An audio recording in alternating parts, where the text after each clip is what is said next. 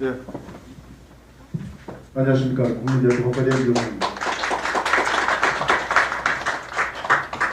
오늘 아침부터 굉장히 우울했습니다. 오면서도 공수처 법안이 오늘 법사위 아마 소위는 통과를 했고 법사위 오늘 통과되면 내일 아마 본회의에 상정될 것 같습니다. 오늘 저희가 이 행사를 갖는 것이 공산주의 유령은 어떻게 우리 세상을 지배하는가라는 책의 출간 기념 세미나인데, 공산주의의 특징 중에 하나는 사실 삼권 분립의 부정이죠. 법치주의에 대한 그 부정이고, 법을 오직 그 도구와 수단으로 쓰고 있죠.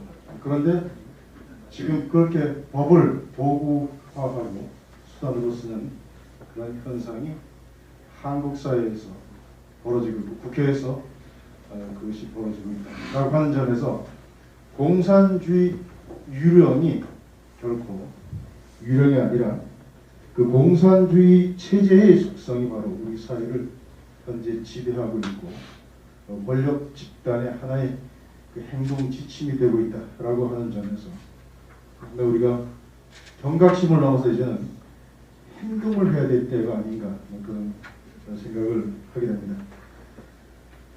저는 오늘 이 발표를 한 7개 꼭지로 이렇게 나눠봤습니다. 첫 번째는 우리가 생각하는 공산주의 그러면 뭐 이렇게 과거의 유물, 메카시 정도 그렇게 생각을 하는데 그것이 아니라고 하는 거예요. 그래서 이것이 정치 법률이 제가 오늘 제가 발표하는 주제인데 결코 음모가 아니라 분명한 영모다. 그 영모의 뿌리는 어디에 있는가? 그것을 첫 번째로 간단하게 말씀을 드리고, 그러한 영모의 수단으로서 이 친구들이 법을 쓴다라고 하는 것이죠. 이 법이라고 하는 것이 굉장히 저들에게 유용한 도구이다라고 하는 것. 그러면 공산주의자들에게 법이라고 하는 것은 어떤 의미인가? 제가 나중에 말씀드리겠습니다만은 그들의 거짓말과 폭력을 정당화하고 국제적으로 자유 세계를 기망하는 수단에 불과한 것이 바로 법이다라고 하는 것입니다. 그리고 이들은 그러한 법을 어떤 식으로 침투시키는가, 그 방식은 무엇인가라고 하는 것을 네 번째로 보겠고요. 그리고 이러한 법이 실제로 침투되어서 벌어지는 현상, 이 자유 세계의 대표적인 미국에서 이러한 현상을 오늘 출간 기념된 이 책에서 잘 소개해주고 있습니다. 또 우리 현실에서도 그것을 보고 있습니다. 그것을 말씀드리고, 결국은 이러한 정치 법률 쪽에 이러한 침투를 통해서 그들이 원하는 것은 무엇인가라고 하는 것을 여섯 번째로 보고, 마지막으로 대안은 무엇인가 이렇게 말씀을 드리고자 합니다. 자, 첫 번째, 이게 과연 음모에 불과한가?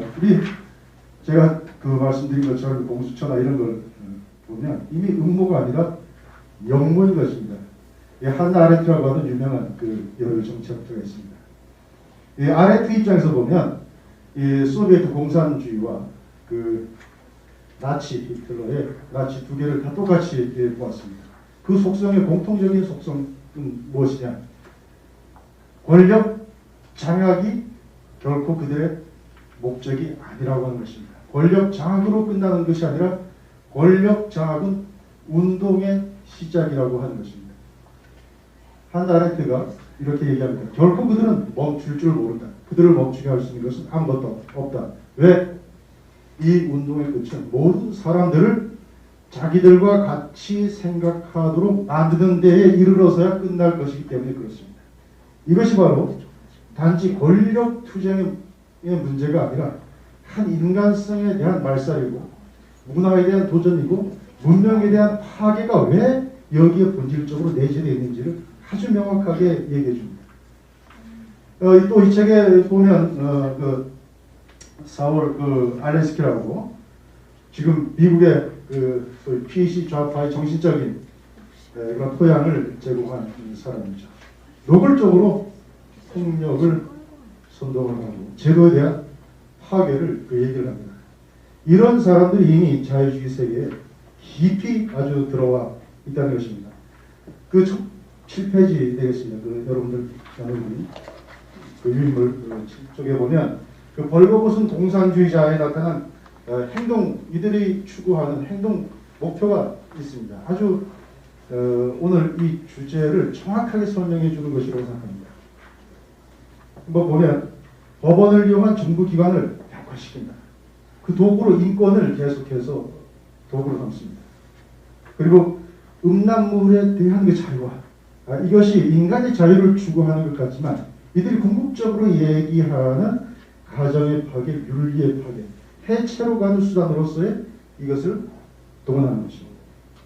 그리고 헌법적인 가치에 대해서 불변의 가치를, 보편적인 가치를 인정하지가 않죠. 그리고 계속해서 어떤 인신에 대한 사람의 인신에 대한 구속을 사법 절차에 의해서 거르는 것이 아니라 행정 절차에 의해서 거르는 것으로, 의학적 판단에 의해서 결국 우리가 근대 문명 국가라고 하는 것은 상권 분립 중에 하나인 그 중에 한 부서인 우리가 사법부에 의한 인식 구석의 철저한 통제를 얘기하고 있는데 그것이 굉장히 거추장스럽게 느껴진다라고 하는 것이 바로 이들의 특징이죠. 그 모든 거추장스러운 것을 다 떨쳐버리겠다고 하는 것이죠. 그것이 오늘 우리 같은 경우에는 바로 법사위를 통과한 공수처법에서 나타나고 있습니다. 자, 이들은 이 법을 그럼 왜 그렇게 자기들 앞에 내세우는가? 혹시 여러분들 기억하시는지 모르겠습니다만 옛날 분들은 스탈린이 정권을 잡고 나서 소위 말 유명한 숙청을 했는데 그것을 모스크바 재판이라고. 그 모스크바 재판에서 가장 이들이 앞세웠던 것이 뭐냐면 그 자백입니다. 결코 자기들은 무도하게 인명을 살상하지 않았다라고 하는 것을 어디에 가리냐? 법 뒤에 가리는 것입니다. 그래서 이들이 가장 앞세우는 것이 바로 합법성이라고 하는 것이죠. 그러니까 대대적으로 그런 그 법을 통한 합법성을 내세우고 또 아까 말씀드린 것처럼 정치적 프로파간다로서 대외적으로 이 자기들도 법치를 하고 있다고 합니다. 그러나 이 공산주의 하에서의 법치라고 하는 것은 중국이 얘기하는 것은 중국 같은 경우는 의법 국가라고 얘기합니다. 의법 국가. 법에 의해서 다스리는 국가입니다. 그럼 우리도 법치주의가 비슷한 것 같은데 안 그렇습니다. 의법 국가라고 하는 것은 법을 가지고 누가 휘두릅니다. 법은 하나의 채찍에 불과하고 휘두르는 사람에 따라서 그 채찍은 누구를 향해서 가겠습니까? 언제 휘두르겠습니까? 그 법은 하나의 도구에 불과한 것이고 이 책에서 아주 정확하게 설명해 놨습니다. 법은 이익에 따라서 변한다고 하는 것입니다. 법은 이익에 따라서 변해서는 안 되는 것이죠. 그러나 법은 이익에 따라서 변한다는 것입니다. 결코 법치주의가 아닌 것입니다. 그래서 이들이 끊임없이 자기들의 폭력을 합법화시키는 수단으로서의 그 입법의 정당성 이런 것들을 가지고 이제 얘기를 하는 것이죠. 공산주의는 기본적으로 두 가지 축으로 시작을 하고 두 가지가 본질적으로 이들에게는 계속해서 있을 수밖에 없습니다. 거짓말과 폭력입니다. 유토피아를 약속을 했기 때문에 결코 실현될 수 없죠. 그러니까 그 거짓말을 계속해서 유지하는 방법이 이렇습니다. 세뇌 아니면 제거입니다. 세뇌를 해서 말을 믿든지 아니면 끝까지 세뇌가 안 되면 제거를 하든지. 제거를 하는데 그냥 무지막지하게 제거하는 모양을 보이면 안 되죠. 적어도 합법성이라고 하는 형식을 갖춰야 되는 것입니다. 그때 동원되는 것이 바로 법입니다. 지금 당장 오늘 아침에 있었던 공수처법. 자, 작년에 만들어질 때 어떻습니까? 공수처장, 야당이 동의하지 않는 공수처장 결코 나올 수가 없다고 했습니다. 그러나 막상 비토권이 행사된 건지도 모르겠습니다. 적당한 후임자가 없으니까 추천 과정이 좀 길어졌을 것 같은데 그건 못 참고 시행되기도 전에 법을 개정을 했습니다. 이 모든 것들을 이 사람들은 합법이라고 얘기할 겁니다. 합법입니까? 법의 형식을 빌었을 뿐이죠. 그러나 아주 철저하게 그러한 우리가 볼 때는 거의 경멸스럽기조차 한 그러한 위선을 법이라고 하는 것에다 가탁을 하는 것입니다. 법은 모든 사람의 것이 아닙니다. 공산주의자들에게서 법은 모든 사람의 것이 아니고 실질적으로 아예 선포하고 있죠. 법은 사회주의의 적들에 대해서는 적용되지 않는다라고 하는 것입니다. 제가 어느 그 탈북자의 수기를 봤는데 어느 탈북자가 그 옛날에 그 뭡니까 노동 그 교화소 수용소에 갔는데 거기 가서 처음에 들어간 날 거기는 간수한테 거기 동무라고 그러지 않습니까? 그래서 경비원 뭐 동무 이렇게 했다가 죽도록 두들겨 맞았다는 겁니다. 동무라고 하는 것은 인민의 평등을 전제로 한 그 용어인데 너는 계급이 다르기 때문에 나를 동무라고 부를 수가 없다. 나를 여기서는 모두 다 선생님으로 불러야 된다. 그래서 완전히 계급이 다른 겁니다. 자, 이렇게 이 법이라고 하는 것 적용 대상이 완전히 다르고 자기 이익에 따라서 수시로 변할 수 있다라고 하는 것이 공산주의자들의 법인 것입니다. 이들이 그러면 법을 어떤 식으로 해서 침투에 들어가냐? 미국 같은 경우에는 이제 그 사법적인 해석, 이른바 사법 적극주의죠. 사실은 사법 적극주의 어떤 면에서는 긍정적인 측면도 있습니다. 법이라고 하는 것이 현실을 못 따라가는 경직성이 있기 때문에 유연하게 그 현실을 좀 이렇게 좀 보완해 준다라는 그런 면도 있지만, 그러나 사법이 적극적으로 되기 시작하면 사법이 바로 행정 권력을 뒷받침해 주는 도구가 되는 것이죠. 그러니까 표를 통해서 자기 당선되어야 되는 입법부 구성원들은 유권자들의 눈치를 보지만 미국 같은 경우에 종신직 대법관들, 법관들은 사실은 자기들에게 주어진 사법 해석의 그 권한을 이용해서 매우 적극적으로 자기의 이념을 실천하는 도구로 그것을 쓴다는 것입니다. 우리 같은 경우에는 이미 이 사법부도 대법원 같은 경우에 상당히 편향되어 있고, 우리는 심각하게 사실 뭘 걱정해야 되냐면 법률과 헌법에 위반되는 하위 법규로 사실은 상위법을 무력화시키고 헌법을 무력화시키는 것이 가장 큰 문제입니다. 또 이것이 사실 법원에서 걸러지고 헌법재판소에 의해서 걸러져야 되는데, 이미 우리 헌재나 대법원 같은 경우에도 보신주의를 넘어서 이미 자기들이 갖고 있는 특정한 이념에 병도되어 있는 것이 사실입니다. 이제 사법적인 구제조차도 어려운 상황이 된 것이죠. 자, 이렇게 되다 보니까 이러한 그 사법 폭정이 결국은 뭘로 이어지냐? 우리 일상적인 삶의 모든 것에 대해서 이게 간섭을 하게 되고 지배를 하게 되죠. 아까 우리 김선원 의원께서 자유의 소중함에 대해서 말씀을 해주셨습니다만, 결국은 법을 통해서 들어온 것들, 법을 왜곡해서 해석을 하고 또 엉뚱한 입법을 통해서 인간의 자유를 말살시킬 뿐만 아니라 새로운 도덕의 기준을 만들려고 그러는 거죠. 대표적인 것이 5.18에 대한 5.18 소위 왜곡 처벌법인가요? 그런 게 있습니다. 자, 어떤 역사에 대해서 이미 지나간 역사도 아니에요. 당대의 역사에 대해서 옳고 그름에 대해 표현을 하지 못하도록 하는 게 일정한 방향을 정해놓고 그 방향에 따르지 않는 표현에 대해서는 용납하지 못할 뿐만 아니라 처벌을 하겠다고 하는 법이 지금 버젓이 나와 있고 아마 이것도 통과될 겁니다. 결국 법을 통해서 뭘 하겠다고 하는 것이냐? 법을 통해서 도덕을 재정의하겠다고 하는 것입니다. 표현, 인간이 갖고 있는 가장 기본적인 자기 표현뿐만 아니라 표현이 되지 못하면 사고도 나중에 위축되게 마련이죠.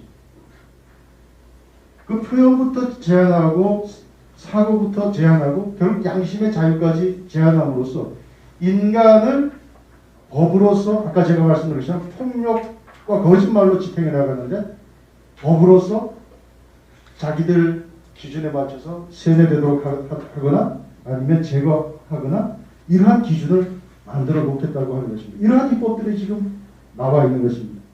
도덕적인 기준을 제정해야겠다. 이걸 어떤 사람은 이렇게 표현을 했습니다. 인간의 형상을 따라 만든 제도라고 했습니다. 여기서 혹시 그 기독교 다니시는 분들은 이 말이 무슨 뜻인지 아실 것입니다. 사람을 성경에 보면 창세기에 하나님의 형상을 따라 지으셨다고 그러는데 이 친구들의 오만함은 어디까지 갔느냐? 인간의 형상을 따라 만든 제도를 만들라고 하는 것입니다. 이것은 무슨 뜻이냐? 결국 이러한 법과 정치, 나중에 다른 모든 분야도 그렇겠습니다만은 결국은 이 공산주의 유령이 들어와서 배회하면서 침투하고 만들어 나가는 궁극적인 종착역은 어디인가라고 합니다. 철저한 바벨탑을 21세기에 세운다고 합니다. 그러니까 이것은 하나의 완전한 일종의 영적인 전쟁입니다. 인간이 단지 동물적인 존재가 아니라 영적인 것을 갖고 있는 존재라 그러면 이 인간성에 대한 도전을 하고 인간성에 대해서 이것을 재해석을 하고 규정을 하고 자기가 원하는 사회로 거기에 다 맞춰가겠다고 하는 대단히 오만하고 대단히 위험하고 대단히 난폭한 이 유령이 이미 우리 사회에 와 있는 것입니다. 자, 그러면 우리는 어떻게 할 것인가? 시간이 많이 지난 것 같습니다. 일단 저희가 그 착각에서 깨어날 필요가 있습니다. 12쪽입니다.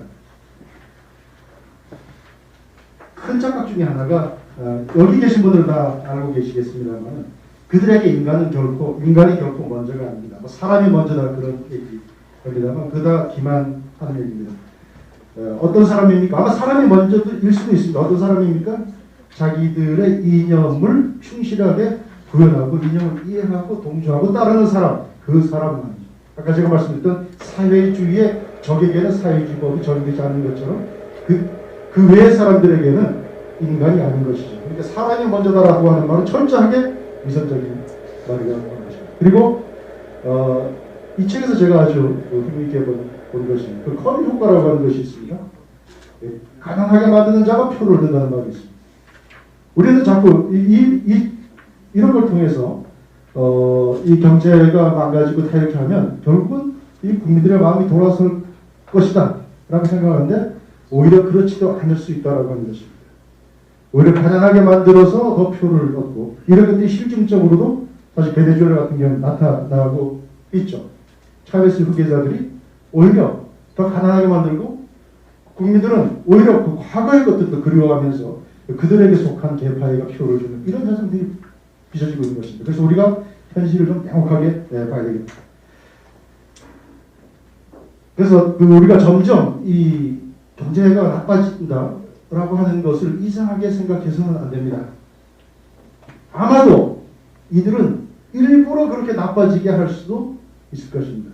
나빠지게 함으로써 표를 얻을 수 있다라고 하는 것을 나름대로 근거를 갖고 그 정책을 추구할 수 있다라고 합니다. 이것을 국민들이 정확하게 알아야 될 것입니다. 그리고 우리가 이제는 모든 사람들이 사실은 어떻게 보면 최소한 헌법 정도에 대해서 헌법 정신에 대해서는 생각을 해야 됩니다. 시민들이라고 하면 헌법이 어떤 것인가, 헌법의 정신이 무엇인가 이런 것들에 대해서 관심을 가져야 됩니다. 그래야만 김재룡 같은 친구들이 다니면서 헌법 강의를 하지 못하는 것이죠. 우리가 하도 공부를 안 하니까 김재동이 헌법 강사를 하는 거 아니겠습니까?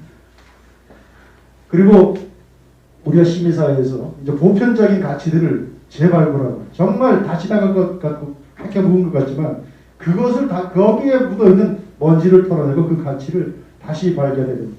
막스 베버의 말에 의하면 그것은 위대한 고전의 재능인 것입니다. 그래서 우리가 지나간 것들, 전통적인 것들을 다시 한번 재발견하는 그런 것들이 시민 각자에서부터 있어야 될 것입니다. 토크빌이 이렇게 얘기했습니다. 아메리카 민주주의로서 유명한 사람이죠. 자유로워지는 기술은 결코 저절로 얻어지지 않는다. 제가 마지막에 있는 것만 하나 읽고 마치도록 하겠습니다. 13쪽입니다. 자유로워지는 기술만큼 경이로운 것은 없다. 사실은 아무리 강조해도 지나치지 않을 것이다. 하지만 자유를 연마하는 일만큼 힘든 일은 없다는 사실도 덧붙여두자. 온 국민은 전제정치가 가져다준 일시적인 번영의 한복판에서 평화로이 자배취한다. 이 말이 이게 중요합니다. 전제정치 다른 목소리를 다 죽이기 때문에 한때는 평온해질 수 있습니다. 무덤의 평화를 가져올 수도 있습니다. 사람들은 거기에 취할 수도 있습니다. 하지만 깨어나자마자 비참한 지경에 빠진다. 반면에 자유는 일반적으로 경랑 속에서 태어납니다. 자유는 시민들의 불화 속에 어렵게 동지를 든다. 그리고 자유의 혜택은 자유가 자리 잡고 오랜 시간이 흐른 후에야 비로소 깨닫게 됩니다. 오늘 이 귀한 책이 바로 이러한 자유를 연마하는 그러한 계기가 되기를 바랍니다. 감사합니다.